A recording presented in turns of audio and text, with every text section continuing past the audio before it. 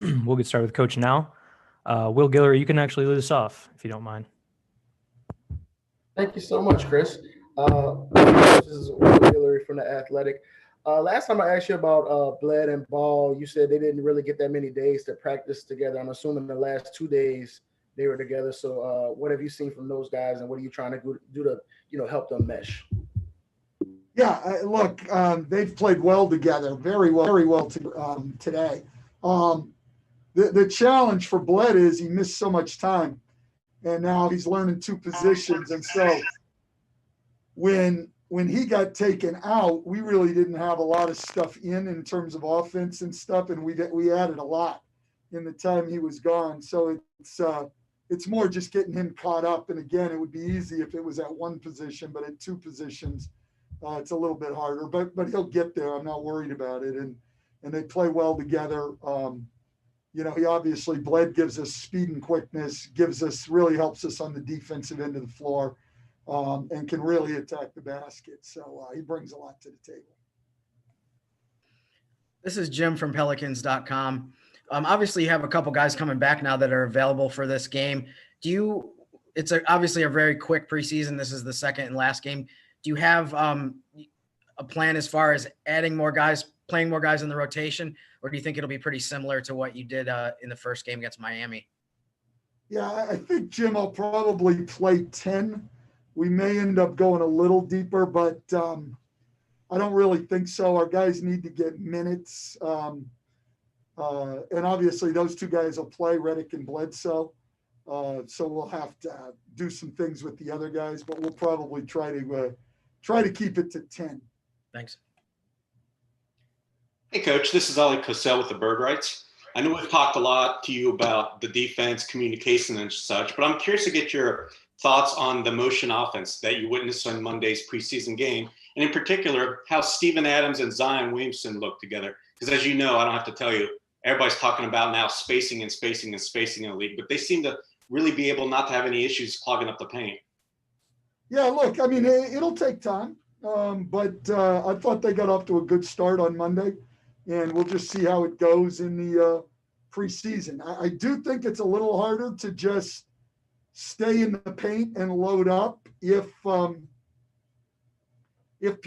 moving than it is if we're standing still, and we really don't want to be an isolation team.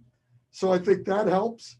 And then I think if your bigs that you play together can pass, I think that also gives you a better chance of overcoming whatever spacing issues there may be. And Zion and Steven can both pass the ball. So I don't anticipate a lot of problems. And if there are some, I think it's more of a short-term problem than a long-term problem. Thanks, Coach. But we'll see. You never know until you get into it. One quick one. This is Jim again. Is there any update on Wenyon's status for tomorrow's game? He hasn't practiced yet, so he definitely will not play tomorrow. Okay. All right. Thank you, Coach. Wow, that was quick and easy today, guys. Oh, you got it. It's a Thursday special. Talk to you tomorrow.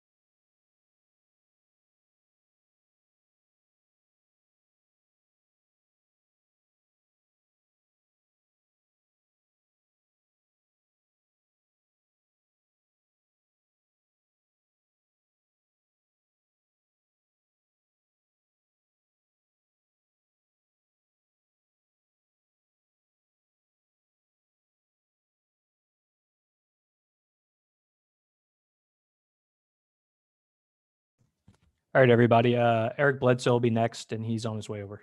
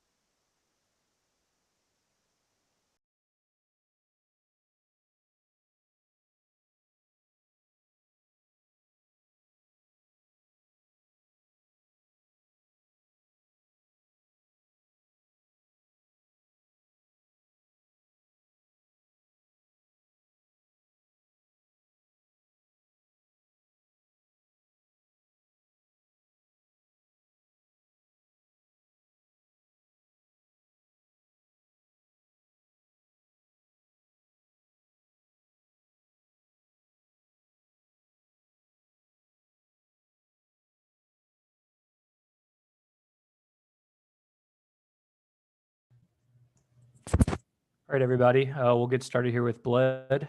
Christian Clark, you can lead us off. Hey, Eric. Christian Clark here with NOLA.com. This is more of just like a big picture question, but what do you just think about the plan the NBA has laid out to deal with COVID? I mean, it can be ultra cautious at times, but I guess you could argue that ultra caution is kind of what you need. Just what are your thoughts on the plan? I think it's great, especially to help prevent it. I think they did a great job at the bubble and, kind of, structuring around that plan, bringing it to the regular season. So I think it's a great plan.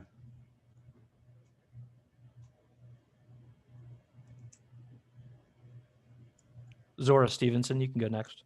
Hey, Bled, great to see you.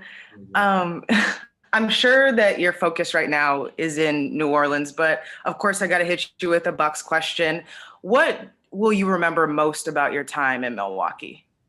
The fans, the organization, my teammates, and getting the opportunity, to play at the highest level of the people in championship. How much are you still bugging Chris? Have you kind of laid off now that you all aren't teammates anymore? What's the relationship like right now? Chris still owes me some money, so I get a chance to check him when I see him tomorrow. Good to see you, Bled. Bye-bye.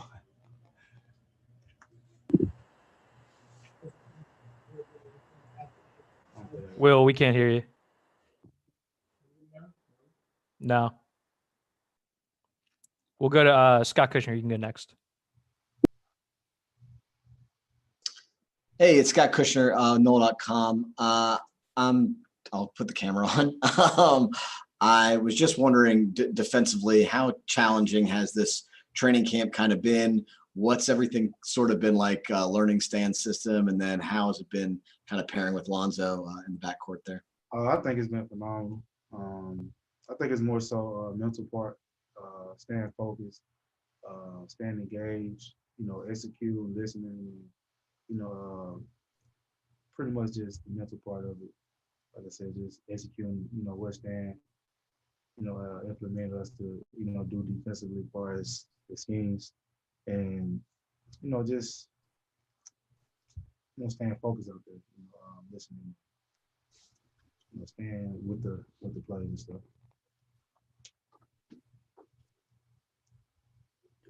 Hey, Bled, what's up? It's Eric from back in Milwaukee. How you doing? Hope you're well.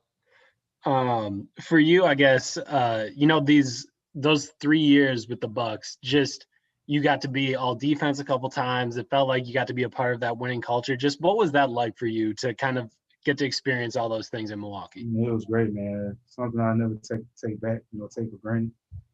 Playing with some, great talented players over there, more so not just players, but, my brothers, off the court, even though I'm in a different uniform, I still, give them a shot on my back, that's the, bond, friendship we built, when I was there. Going into this offseason, in my head, I was like, okay, if Bled gets traded, like the dude that comes in isn't going to be as good defensively.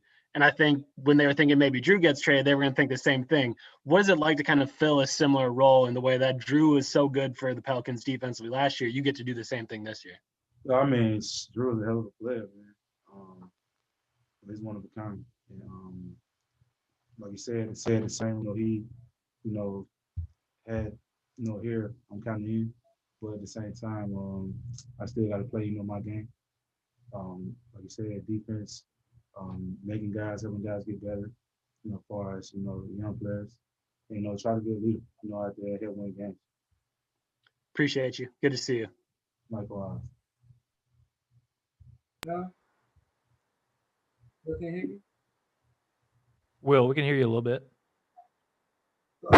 Yeah, Eric, you couldn't be there for that first preseason game, but I'm assuming you watched it. And if so, just what do you think about how you can fit into what the team was doing and how they were playing? I can't hear you. Your mic too low or something. Now, I said, if you watched that first preseason game, just how do you think you fit in with what the team was doing and how they were playing?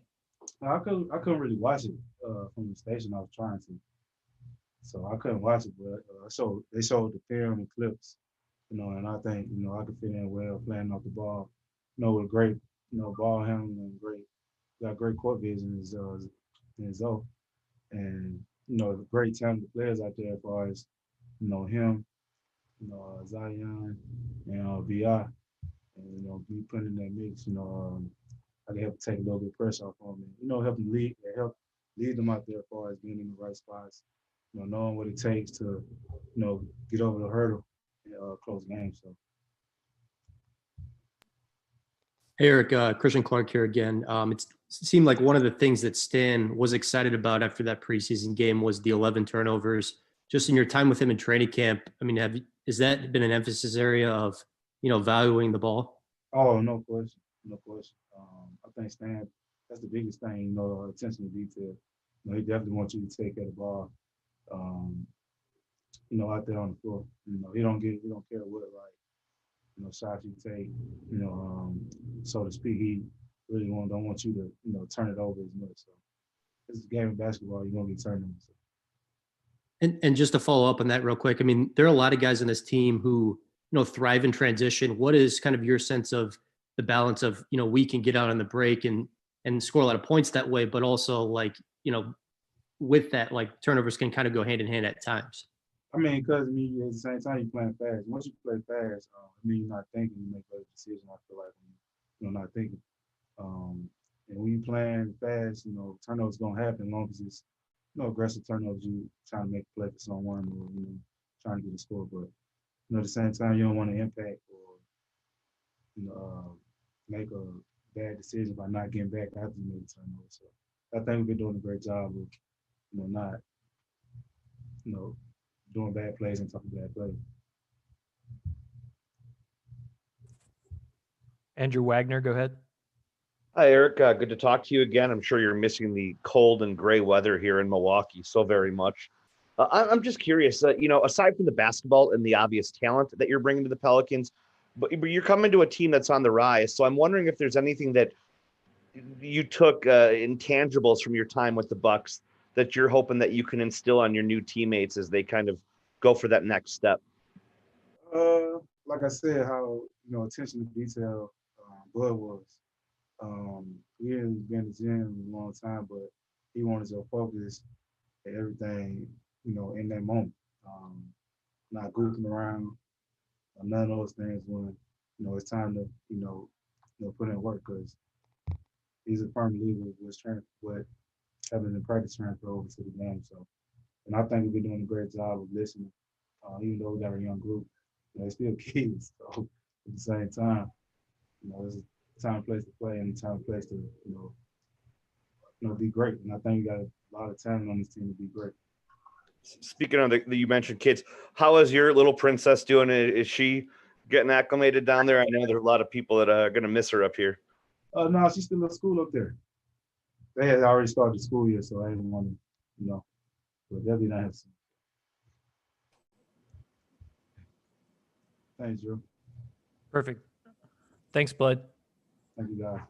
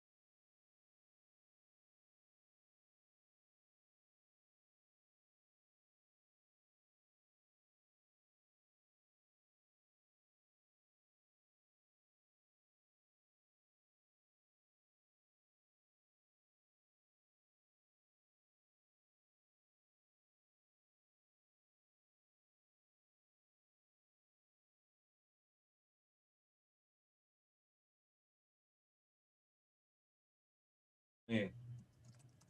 Hey, Kyra, Christian Clark here a little bit. I mean, you just talked about it, but the spacing, how much different is the spacing at the NBA level compared to college? It's very different. Just from college, you know, somebody can't be in the lane the whole time. In the NBA, if they do, they get it 3 seconds. And then you have shooters that can shoot the ball very well. So the spacing is a big difference from college to the NBA, and I'm trying to take advantage of it as best as I can. Hey, Kyra, Scott Kushner with NOLA.com. Just working with Stan defensively, what's been the biggest challenge? I know he's not the most hands-off guy when it comes to defense. How much work has it taken to kind of even get through this training camp? Just, you know, in pick and roll, not peeking at the screen, because you pick at the screen, the offensive player might reject the screen and get past you. So really just making sure you lock in on the offensive player and get over the screen. And really just being there to help defense all the time and being able to close and take away the shot. And then if he drive, being able to cut him off and stand him up.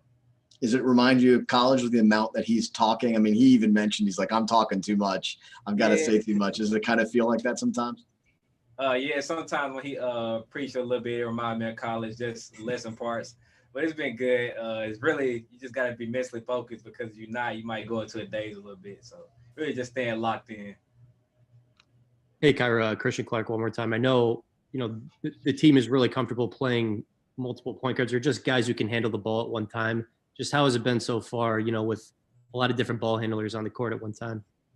That's good, having multiple ball handlers, because, you know, you can create for somebody.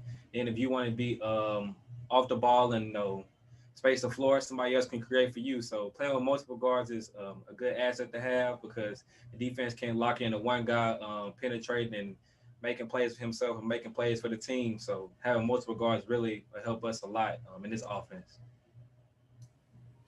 Kyra, kind of a two-part question. Have you been inside the Smoothie King Center yet? I've been in there for media day. Okay. Are you excited to play? I know it's going to be a little bit different with, you know, not as many fans, but are you excited to play in there for the first time, even though it's preseason? Yeah, it'd be exciting playing there for the first time. Going in there media day was a great arena. The atmosphere, even though fans went in there, we still felt like I was in the NBA arena. So it's going to be great playing there tomorrow. Thank you, Kyra. Appreciate your time. Thank you.